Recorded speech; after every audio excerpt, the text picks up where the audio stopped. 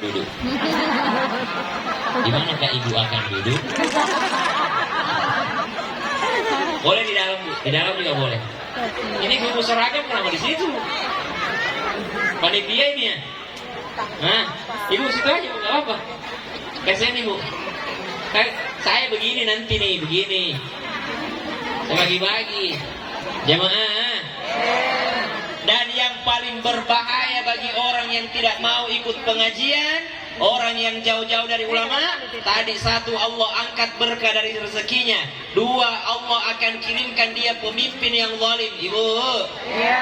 Saya rasa di sini alhamdulillah tidak ada yang jauh-jauh dari ulama, semua dekat dengan ulama. Ya. Kenapa? Alhamdulillah lurahnya orang masjid. Alhamdulillah RW-nya ustadz. Alhamdulillah pemimpin-pemimpinnya pemimpin yang baik. Amin. Kenapa? Kalau orang jauh dari ulama, maka Allah akan kirimkan baginya pemimpin yang zalim. Nah, ini sebentar lagi mau pemilihan ini. Jangan jauh-jauh dari ulama.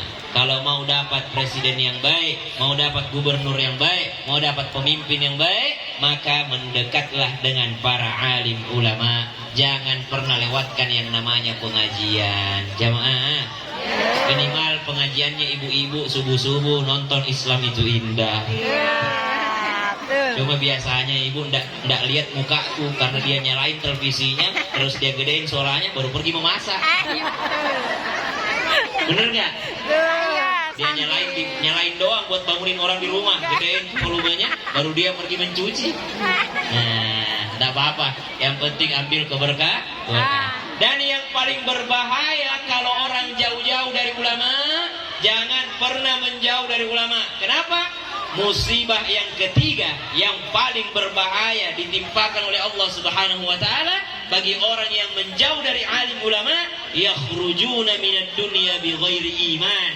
Mereka akan dicabut nyawanya, keluar dari dunia tanpa membawa keimanan, alias su'ul khotimah. Siapa yang su'ul khotimah? Orang yang jauh-jauh dari ulama. Mau husnul khotimah? Mau. Husnul khotimah mau? Mau meninggal baik? Mau meninggalnya baik? Mau. Jangan jauh-jauh dari pengajian, jangan jauh-jauh dari guru-guru kita. Banyak ustadz-ustadz kita di sini. Ada ustadz RW sekaligus RW, ada ustadz yang pimpin kita tahlil, MC kita aja udah ustadz. Luar biasa daerah ini, masya Allah. Jadi jangan menjauh dari alim ulama. Jamaah. Oh jamaah. Alhamdulillah. Cinta Nabi. Cinta Nabi. Ada seorang badui datang kepada Nabi Sallallahu Alaihi Wasallam. Nabi lagi pengajian, lagi memberikan materi, lagi ceramah Rasulullah. Ibu duduk dulu Bu. Ibu duduk dulu. Orang-orang tak mau lihat ibu ceramah, orang-orang mau lihat saya ceramah. Karena kalau ibu ceramah situ saya kasih mic. Ibu cari sini Bu, sini Bu, sini Bu. Ibu, sini ada tempat nih. Nih, maju dulu saya. Maju sini saya. Nah, biar dapat tempat ibunya. Daripada dia ceramah di situ. Iya Bu, depan kamera sini. Ini tempat nih. Maju nak, sini. Tafassahu fil majalis, berlapang-lapanglah dalam majelis. Kalau ada orang tidak dapat tempat duduk, kasih tempat duduk. Ibu, udah Bu kasih tempat, atau ibu cari yang lain? Apa? Kamu ambil anaknya? Mau mana anaknya? Tidur ya? Mana anaknya? Oh, anaknya tenang di situ kok. Nggak mau diambil. Oh nangis, sini saya nak.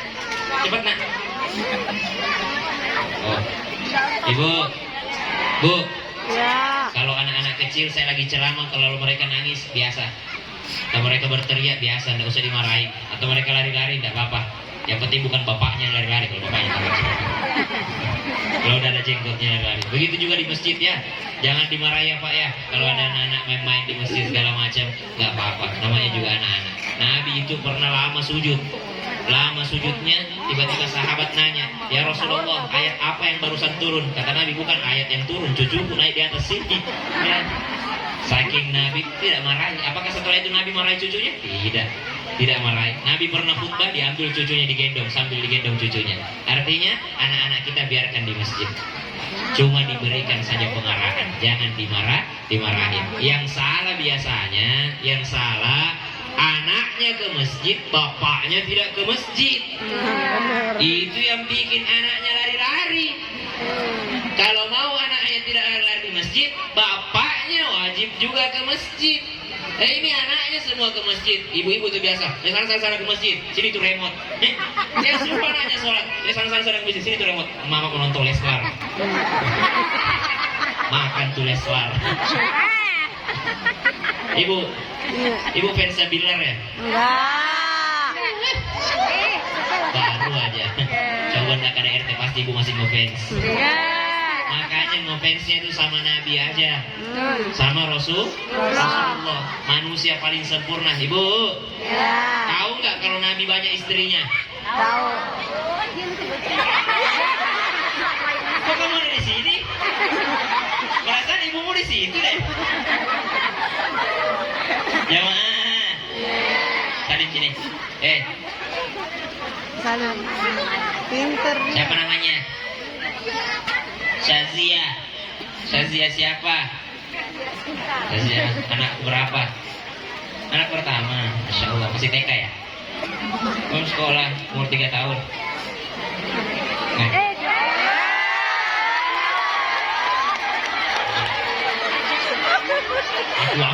Aku.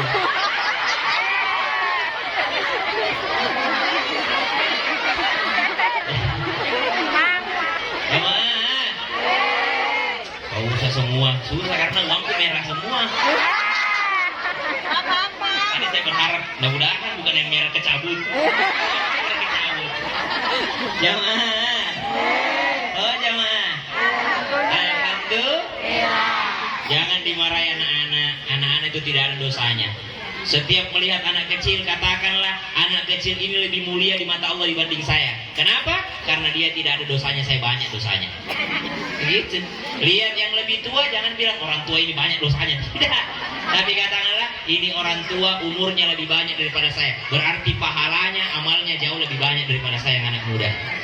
Ya. Kalau lihat orang lain, selalu lihat orang lain lebih baik daripada kita. Jamaah. Oh jamaah. Alhamdulillah. Ada seorang badui datang kepada Nabi Sallallahu Alaihi Wasallam sementara Rasulullah sedang berkhutbah. Tiba-tiba badui ini langsung nanya kepada Nabi, Ya Rasulullah, mata sa'ah?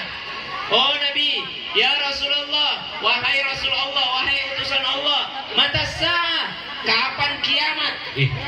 Bayangin Bu, kira-kira Bu ya. Nih, saya lagi ceramah, saya aja, selesai Nabi. Saya lagi ceramah, lagi khusyuk ceramah ibu-ibu. Tiba-tiba ada bapak-bapak di sini. Ustaz, ini. Tiba-tiba datang bertanya, Ustaz, kapan kiamat? Kira-kira marah nggak ibu digangguin? Marah. Para sahabat yang hadir pada saat itu, Rasulullah sedang berkhutbah. Tiba-tiba ada orang Arab Badui. Orang Arab Badui itu orang kampung, orang gunung. Ya tidak ada rumahnya, pindah-pindah tenda aja. Tenda pindah. Akhirnya datang kepada Nabi Sallallahu Alaihi Wasallam, Ya Rasulullah, kapan kiamat? Kira-kira apa jawaban Nabi? Nabi menjawab, memangnya apa persiapanmu menghadapi kiamat? Jadi kalau ada nanya kapan kiamat, yang lebih penting daripada itu, memangnya apa persiapanmu menghadapi kiamat? Apa jawaban Badui itu? Ya Rasulullah, saya mungkin tidak sebaik amalannya Abu Bakar, karena Abu Bakar dia borong semua amalan. Abu Bakar As-Siddiq itu yang paling rajin bersedekah. Abu Bakar As-Siddiq kalau ada orang meninggal dia yang pertama ngurusin. Abu Bakar As-Siddiq kalau ada orang sakit dia yang pertama jengukin. Abu Bakar As-Siddiq kalau ada orang mau dibantu dia yang pertama membantu. Kenapa nak berteriak-teriak? Kurang. Biarin aja lepasin, jangan ditahan. Makanya dia teriak-teriak. Sayang, Nafisa, siapa? Duduk sayang, duduk cantik, duduk, pintar solehah. Kita aja ya. Jamaah.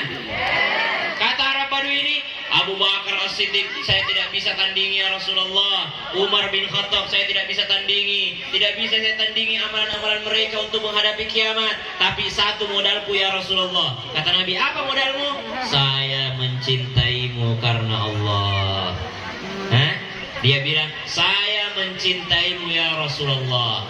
Maka pada saat itu Nabi menjawab, seseorang anta ma'aman ahbabta, dirimu akan bersama dengan yang engkau cintai.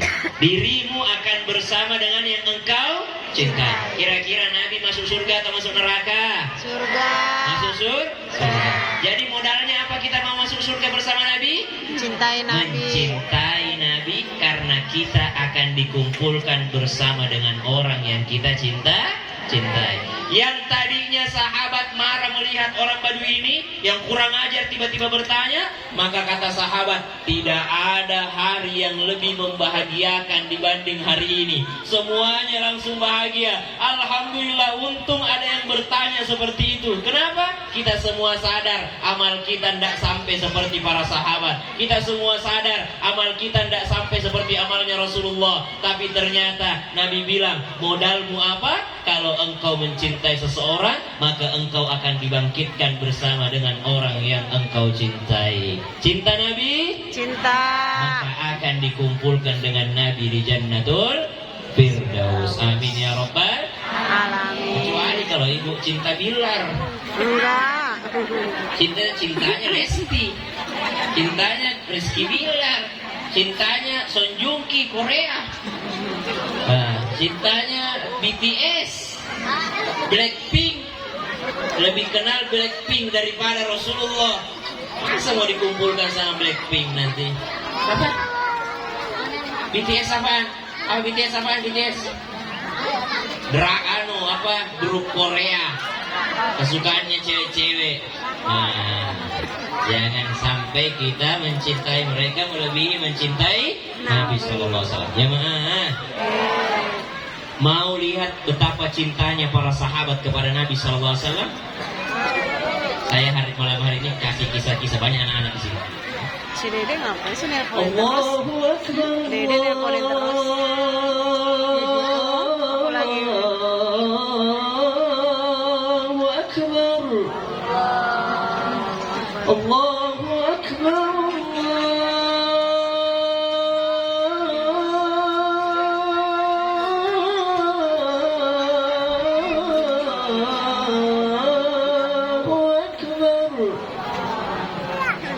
أشهد أن لا إله إلا الله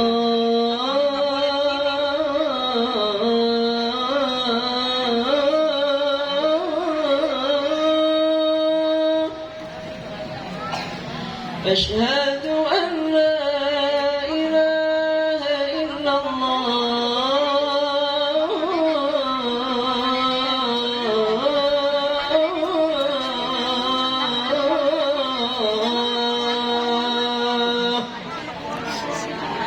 Berkumandanglah azannya Bilal. Ketika sampai di kalimat Asyhadu anna Muhammadar Rasulullah.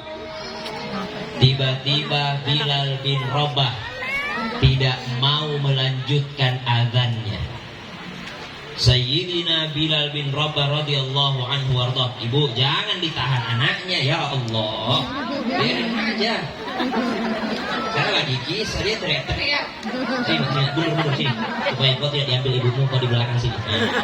Sembunyi. Jemaah, ibu, jangan diambil anaknya. Ibu yang gangguin anaknya udah tenang. Saya lagi. Ya, ibu bisa lihat anaknya.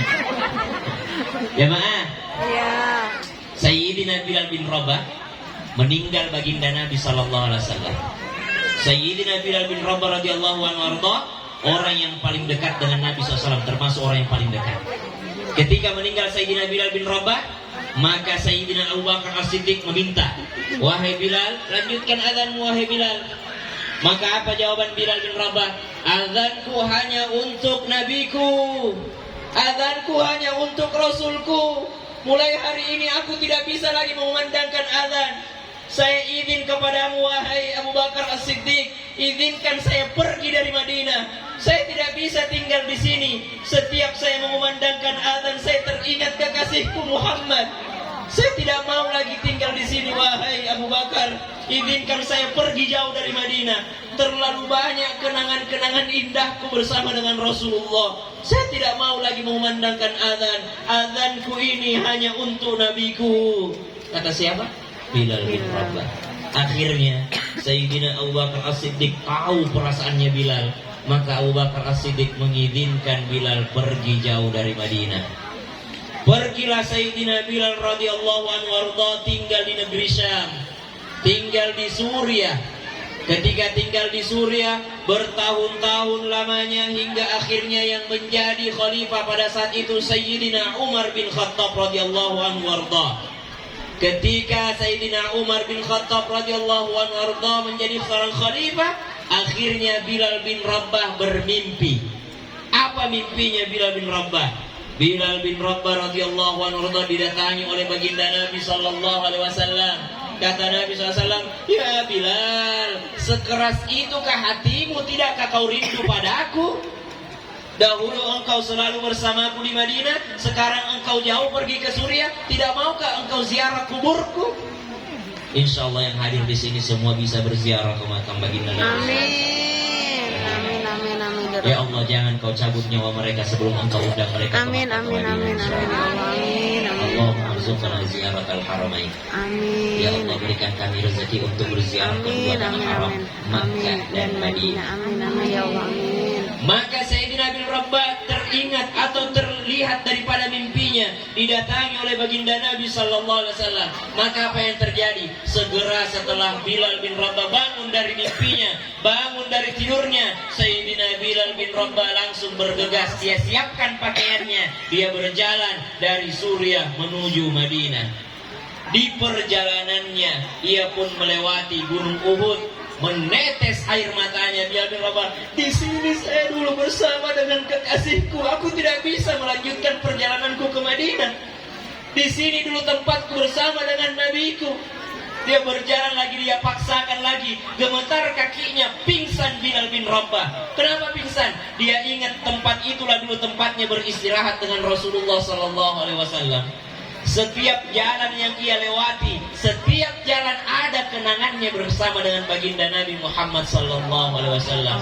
Akhirnya dengan kekuatan yang dipaksakan oleh Bilal bin Rabah radhiyallahu anhu, sampailah ia di makam baginda Nabi sallallahu alaihi wasallam. Ya Rasulullah, assalamu alayka ya Rasulullah, assalamu alayka ya Habiballah. Saya Bilal, jauh-jauh saya dari negeri Syam datang ke sini ya Rasulullah. Saya datang memenuhi panggilanmu, saya datang menziarahimu wahai Rasulullah. Bukannya hatiku keras, tapi aku tidak kuat ketika aku berada di sini ya Rasulullah. Namun hari ini aku datang untuk menziarahimu. Bilal bin Rabah bilang di depan kuburnya Nabi sallallahu alaihi wasallam. Tiba-tiba setelah Bilal bin Rabah berziarah makam Nabi, ada dua orang anak muda menggandeng tangannya Bilal bin Rabah. Digandeng tangannya Sayyidina Bilal bin Rabah radhiyallahu anhu warda. Ketika digandeng tangannya Sayyidina Bilal bin Rabah radhiyallahu anhu warda, siapa yang menggandengnya? Ternyata yang menggandengnya adalah Hasan wal Husain, cucu baginda Nabi sallallahu alaihi wasallam. Kata cucu Nabi, "Paman, paman, maukah engkau mengumandangkan azan? Maukah engkau mengumandangkan azan seperti dahulu engkau bersama dengan kakek kami? Paman, maukah engkau mengumandangkan azan?" Kata Bilal, "Tidak wahai anakku, saya tidak kuat wahai anakku." "Ayolah paman, semua masyarakat Madinah rindu dengan suaramu." Maka Bilal bin Rabah radhiyallahu anhu menguatkan kakinya, menguatkan suaranya. Beliau naik ke menara Nabawi, lalu beliau mengumandangkan azan. Allahu Akbar, Allahu Akbar.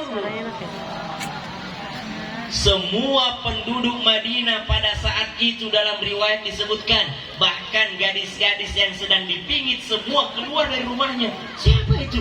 Apakah itu muadzin Rasulullah? Suara siapa itu? Apakah itu suara Bilal? Saya mengenal suara ini. Suara Bilal kah itu? Apakah Bilal datang? Ada yang keluar dari rumahnya dengan berteriak, "Ya Allah, apa engkau menghidupkan kembali Rasulullah? Apakah Rasulullah hidup kembali?" Soalnya ada Bilal yang adzan. Bilal janji tidak mau adzan kalau tidak Rasulullah. "Ya Allah, apakah engkau menghidupkan Rasulullah kembali?" Saking rindunya penduduk Madinah dengan baginda Nabi sallallahu alaihi wasallam.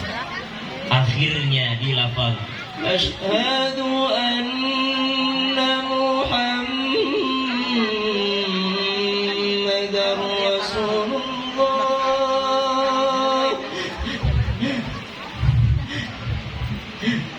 Bilal tidak mampu melanjutkan azan. Setiap kali menyebut nama Nabi Muhammad sallallahu alaihi wasallam, Bilal jatuh pingsan. Segitu rindunya orang terhadap baginda Nabi sallallahu alaihi wasallam. Siapa Bilal? Bilal itu adalah orang hitam, orang yang suara sendalnya, terompahnya sudah berada di dalam surga. Sejak kakinya sudah ada, jaminan surga sudah ada untuknya. Tapi sebegitu cintanya kepada Nabi, kita belum ada yakni jaminan masuk surga. Kenapa begitu mengabaikan suara adzan? Kenapa begitu mengabaikan suara adzan? Wahai para laki-laki, para warga masyarakat yang dimuliakan Allah Subhanahu wa taala, yang laki-laki, kalau cinta Nabi sallallahu alaihi wasallam bukan hanya ikut maulid, tapi 5 waktu ke masjid setiap mendengarkan suara azan. Itu bukti cinta Nabi. Bukan maulid baru datang. Azan dikumandangkan, datang Nabi sallallahu alaihi wasallam. Kata Nabi sallallahu alaihi wasallam, "Ya Bilal, arihna bis salat, arihna bis salat." Wahai Bilal, bahagiakan aku dengan salat. Setiap ada masalahnya, dia pengen agar Nabi sallallahu alaihi wasallam membahagiakan Bilal. Bilal membahagiakan Nabi dengan suara azannya. Jamaah. Jadi yang pertama, kalau ngaku cinta Nabi, jaga sholatnya. Jaga Sholat. bukan hanya ikut maulid, bukan. Peringatan maulid ada yang membolehkan, ada yang mensunnahkan, ada yang membidahkan. Tapi sholat semua sepakat wajib. Sholat 5 waktu Wajib. Ibu-ibu cinta Nabi? Cinta. Cinta Nabi? Cinta. Apa buktinya? Sholat. Hah? Sholat. Jaga sholatnya, jaga auratnya. Perempuan, mana auratnya perempuan? Tangan sama muka. Seluruh tubuhnya, kecuali wajah dan telapak tangannya. Syaratnya pakaiannya perempuan cuma 2. Apa itu? Tidak menerawang dan tidak membentuk lekukan tubuh. Jadi jangan pakai pakaian ketat wahai para wanita.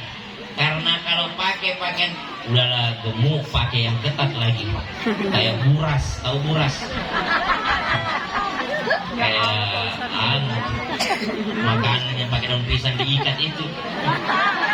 Lontong, lemper, buras, lebih cocok buras. Kalau buras kelihatan bentuknya. Ya, jangan pakai yang ketat-ketat, Bu. Ya, jangan pakai yang menerawang. Ibu, tahu nggak pakaian syar'i itu yang mana? Pakaian syar'i itu pakaian yang mana kalau ibu pakai terus masuk waktu sholat, ibu langsung sholat tanpa cari mukenah. Nah, itu baru pakaian syar'i itu. Nggak usah cari mukenah lagi. Kenapa? Kalau masih cari mukenah berarti dia mengakui pakaiannya belum syar'i.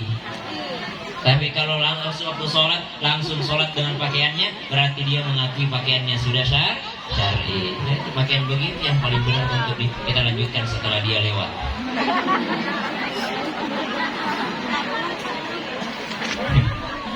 Iya. Gimana rasanya Bu? Dilihatkan satu kayu waringin. Kita lanjutkan setelah ibu-ibu ini ngurusin anaknya. Jamaah, itulah kali ya Pak ya, kenapa Al-Quran itu menyebut ibu itu luar biasa. Apa kata Al-Quran? Ba'da naqul a'udzubillahi minasyaitonir rajim. Wa wassaynal insana biwalidayhi hamalathu ummuhu wahnan 'ala wahn wa fisaluhu fi 'amayn an ishkur li wa liwalidayk an ishkur li wa liwalidayka ilayya al-masir. Hebatnya itu ibu disebut dalam Al-Quran. Kita disuruh bersyukur atas capeknya ibu. Jadi kalau kita punya ibu tidak tahu ngaji, tidak tahu ilmu agama, coba lihat, baru mau dengar ceramah anaknya nangis, tidak jadi. Betapa berapa kali kita bikin ibu kita itu tidak jadi sholat tahajud gara-gara kita. Kita juga gara-gara kita juga dalam kandungannya nggak jadi dia puasa karena ada kita dalam kandungannya. Setiap dia mau puasa mau pingsan rasanya gara-gara siapa dia tidak puasa? Gara-gara anaknya. Dia mau ikut pengajian nangis dia terpaksa pulang. Wajar aja kalau ibu kita tidak ngerti agama. Ya, karena setiap ustadznya ceramah juga di belakang. Enggak, itulah saya kalau lihat ibu-ibu ngurusin anaknya sebentar saya ceramah, itu yang saya bayangkan. Ibu saya tidak sepintar saya mungkin, tapi mungkin gara-gara saya dia menjadi tidak sepintar saya. Gara-gara dulu dia pengen ngaji, tapi anaknya nangis, pulang dia. Gara-gara dulu dia pengen tahajud, anaknya nangis, tidak jadi tahajud. Dia pengen puasa, tidak jadi karena dia sakit gara-gara anaknya. Subhanallah. Makanya kata Al-Quran, anishkurli wa liwalidayk, bersyukurlah padaku dan bersyukur kepada orang tuamu. Jamaah, Nabi itu kan yatim piatu. Ini kita maulid bicara Nabi. Nabi yatim piatu, meninggal ayahnya sebelum lahir Nabi, masih dalam kandungan. Meninggal ibunya di usia Nabi kurang lebih 6 tahun, meninggal ibunya. Bagaimana Nabi berbakti sama orang tuanya? Ini buat anak-anak. Anak-anak. Nabi berbakti kepada ibunya dan bapaknya bagaimana ceritanya? Nabi Sallallahu Alaihi Wasallam, hati-hati makanya, dari mana? Ibu kenapa bu? Lututnya ya? Udah minta maaf belum? Maaf saya minta maaf. Tadi kesenggol orang. Karena kakinya itu nenek-nenek belakang itu. Udah duduk makanya diam. Duduk manis. Nah, jamaah, dengerin adik-adik. Woi. Dan seluruh yang hadir di sini. Karena yang dituntut menjadi anak soleh itu bukan anak kecil. Yang dituntut menjadi anak soleh itu siapa? Kita semua ini orang tua. Karena kalau anak kecil tidak ada dosanya.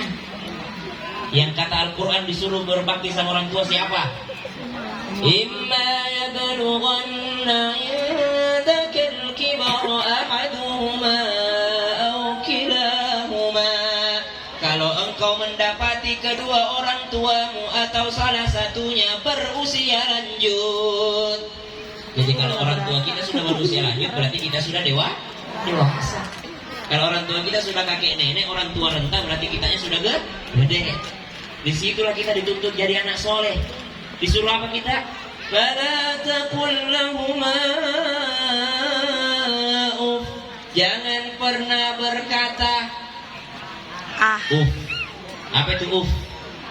Ya kalau terjemahan Indonesia bilangnya tapi tidak selalu Orang kalau begini, orang tua ngomong nih, ini, terus kita bilang, nah itu udah itu. Itu udah Kata ibumu, gak usah lah kau ambil jurusan ini, kau ambil jurusan ini. Dia bawel kan orang tua itu pasti cerewet, ya. Bukan orang tua namanya kalau nggak bawel. Udah bawel sotoy lagi. Ya kan, nggak tahu apa-apa tapi sotoy, ngomong terus, itulah ujiannya. Memang itu ujiannya, itu yang bisa bikin kita masuk surga. Kalau kita nggak berkata, apa itu ketika mereka bawel, jangan berkata, apa sih tahu apa sih mama, jangan. Fala tanharhuma, jangan kau semprot mereka. Mama sih aku bilangin, jangan gini. Nah itu biasanya anak udah dewasa. Nah kita ini yang dituntut menjadi anak soleh. وقل لهما قولا كريما. Ucapkanlah perkataan, hanya perkataan yang mulia kepada orang tuamu. Jamaah. Wakhfid lahuma janahul minar rahmah, dan rendahkan sayapmu di hadapan orang tuamu. Anak-anak, manusia punya sayap enggak? Enggak. Tapi kenapa Allah bilang rendahkan sayapmu di hadapan ayah ibumu? Apa artinya? Sayapnya manusia banyak. Apa sayapnya manusia? Pangkatnya. Itu sayapnya. Kenapa? Biasa orang meninggi karena pangkatnya tinggi. Sayapnya manusia banyak. Apa sayapnya? Ilmunya. Kenapa kalau ilmu? Biasanya orang sombong meninggi kalau ilmunya banyak. Apalagi ternyata hartanya. Hartanya itu sayapnya manusia. Kenapa? Biasa dia meninggi kalau hartanya banyak, orang kaya. Tapi kata Al-Quran, waqfid lahuma janahul minar rahmah. Allah tahu engkau bisa terbang lebih tinggi dari orang tuamu karena uangmu banyak, pangkatmu tinggi, ilmumu banyak, kau lebih hebat, lebih pintar, lebih kaya dari orang tuamu. Tapi di hadapan orang tuamu, rendahkan sayapmu, jangan kau terbang. Pokoknya di hadapan orang tua, bodoh aja kita udah. Paling bodoh, paling hina, paling miskin udah di hadapan orang tua. Wakul, dan katakanlah, Rabbirhamhuma kama rabbayani shaghira. Lalu bagaimana Nabi Sallallahu Alaihi Wasallam memuliakan daripada ibunya? Suatu ketika Nabi pulang ke kota Makkah dalam kejadian Fathu Makkah. Nabi membawa puluhan ribu pasukannya. Nabi datang dengan puluhan ribu pasukannya. Ketika Nabi sampai di depan pintu gerbang kota Makkah, tiba-tiba ada emak-emak yang nahan Nabi. Stop! Only the power of emak-emak ini. Emak-emak itu sen kanan belok Kiri. Saya bilang itu. Kenapa itu ibu-ibu kalau naik motor, kalau mau tikungan kakinya turun? Kenapa mau ngapain? Emang ibu Rossi? Kalau Rossi memang turun lututnya kalau mau tikungan. Yang saya heran itu kenapa mereka itu jadi kalau ada ibu-ibu naik motor di depan kita, ini Pak, yang tipsnya ini, nggak usah lihat sennya, lihat kakinya. Kalau kaki kanan yang turun, berarti mau belok kanan itu. Lagian ibu sih ngapain naik motor, mau kemana? Ibu itu tempatnya di rumah, kecuali ada kebutuhan mendesak. Ya, nggak usah naik motor ke mall, ngapain? Ke mall aja di otaknya. Nah di sini nggak ada, di sini alhamdulillah masjid aja di pikirannya. Akhirat aja subhanallah. Kelihatanlah tampang-tampang ini, tampang-tampang ingat mati. Ya bu ya, harus selalu ingat mati, selalu ingat mati. Cukuplah mati menjadi nasihat. Jemaah, emak-emak ini nahan Nabi. Ente Muhammad Al-Quraisy, pas nahan nanyanya nggak sopan, langsung nanya, lu Muhammad ya? Ente Muhammad orang Quraisy ya? Udahlah dia nahan. Ikan Nabi ini pimpinan pasukannya, pimpinan panglima, kelihatan bahwa dia yang paling mulia di situ, kelihatan dia yang paling depan, dia pimpinannya. Ditahan kendaraan Nabi. Ente Muhammad Al-Quraisy? Ya contohnya misalnya saya di jalan, tiba-tiba ada yang nanya, lu Syamnya? Dalam hatiku pasti bilang, lu nggak tahu gue ya? Kan gue tiap hari di TV. Nah gue, TikTok gue aja 3,6 juta followersnya. Instagram gue itu 1,6 juta followersnya. Terus subscriber gue udah 500.000. Emang lu gak kenal gue? Ya itu pasti hatiku bilang gitu ya. Ya, namanya manusia biasa. Nabi digituin. Ini di depan pasukannya Rasulullah SAW. Di ribuan pasukannya Nabi mau menaklukkan kota Makkah, mau membebaskan kota Makkah. Ditahan sama mama. Ente Muhammad orang Al-Quraisy, kau ini Muhammad orang Quraisy. Kata Nabi SAW, betul, nah saya Muhammad orang Quraisy. Anda siapa?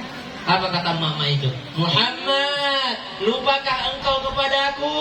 Tidak ingatkah engkau dengan wajah ini wahai Muhammad? Ana Halimah, saya Halimah. Kata perempuan itu, saya Halimah. Apa yang dilakukan Nabi?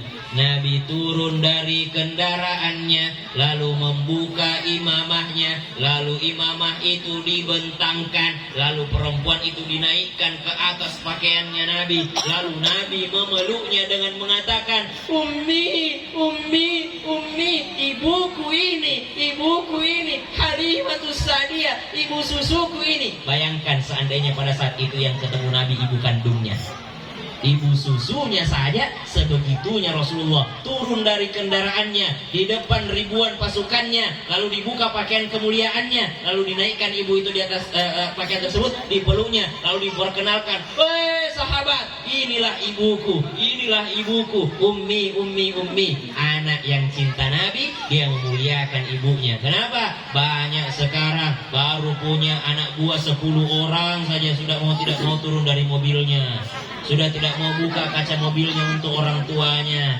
sudah merendahkan orang tuanya, baru jadi bisnisnya, belum banyak omsetnya, baru sedikit penghasilannya, baru jadi pengusaha lokal, sudah sombong terhadap orang tuanya. Nabi berapa banyak pasukannya, turun dari kendaraannya, dia muliakan seorang wanita. Siapa wanita tersebut? Ibu susunya. Seandainya itu adalah ibu kandungnya, bagaimana Nabi memuliakannya? Maka orang yang cinta kepada baginda Nabi Sallallahu Alaihi Wasallam adalah mereka yang memuliakan orang tuanya. Jamaah. 1, jaga sholat, 2, jaga auratnya, 3, muliakan orang tua. Itulah ketika kita menjaga sholat kita, karena sholat inilah yang diterima Nabi ketika Isra wal Mi'raj. Jamaah. Nabi pernah duduk nih, ini doa nih saya mau ajarkan. Nabi pernah duduk di bawah pohon, lalu ditaruh pedangnya. Ini doa ini. Ditaruh pedangnya Nabi SAW. Tiba-tiba ada orang yang sudah lama ingin bunuh Nabi. Diambil pedangnya Nabi, lalu ditempel ke lehernya Rasulullah. Ini doanya kalau dalam keadaan terdesak. Ini doa kalau dalam keadaan darurat. Apa doanya Nabi SAW? Ketika ditempel pedang tersebut di leher Rasulullah SAW, ditanya sama orang tersebut, "Hei Muhammad, siapa yang mau tolong kau sekarang?" Ini dalam keadaan darurat. Apa doanya Nabi pada saat itu? Dalam keadaan darurat, satu kata aja doanya Nabi, Allah. Siapa? Allah. Allah. Tiba-tiba gemetar tangannya orang ini, jatuh pedangnya, diambil sama Nabi, serangan balik, counter attack. Siapa yang mau tolong kau sekarang? Kata orang tersebut, kau itu orang baik Muhammad, dibebaskan sama Nabi. Jadi apa doanya dalam keadaan darurat? Satu kata aja, tapi pakai hati, pakai keimanan. Allah. Banyak orang terlalu panjang doanya, tidak ada yang jadi-jadi. Panjang doanya kenapa? Hatinya tidak dekat dengan Allah, hatinya tidak bersih. Dia minta diampuni sama Allah, tapi dia masih dendam sama orang lain. Dia minta rezeki yang banyak, tapi dia tidak pernah berterima kasih sama suaminya. Setiap hari dia caci maki karena kurang penghasilannya suaminya. Dia minta rezeki sama Allah, tapi tidak baik akhlaknya sama orang. Nabi SAW satu kata aja doanya, tapi langsung Allah terima. Kenapa? Karena hatinya bersih. Maka orang yang cinta sama Nabi SAW senantiasa membersihkan hatinya, hubungannya dengan Allah Subhanahu Wa Taala, sehingga ucapannya, lisannya diterima oleh Allah Subhanahu Wa Taala. Coba lihat, kita berkumpul seperti ini, pasti di sini ada yang diterima doanya. Makanya saya tadi berdoa bersama, Allahumma hawalaina la alaina. Ya Allah, hujankan sekitar kami, jangan di atas kami. Berhenti hujannya. Kenapa? Saya yakin di antara kita di sini ada yang bersih hatinya, yang diterima doanya sama Allah Subhanahu Wa Taala. Tidak usah amin, tidak usah amin. Bukan doa ini, yakin aja. Insya Allah. Semoga sebagaimana Allah kumpulkan kita di sini, begini juga nanti Allah kumpulkan kita bersama dengan baginda Nabi SAW di Jannatul Firdaus. Ya Habibi, ya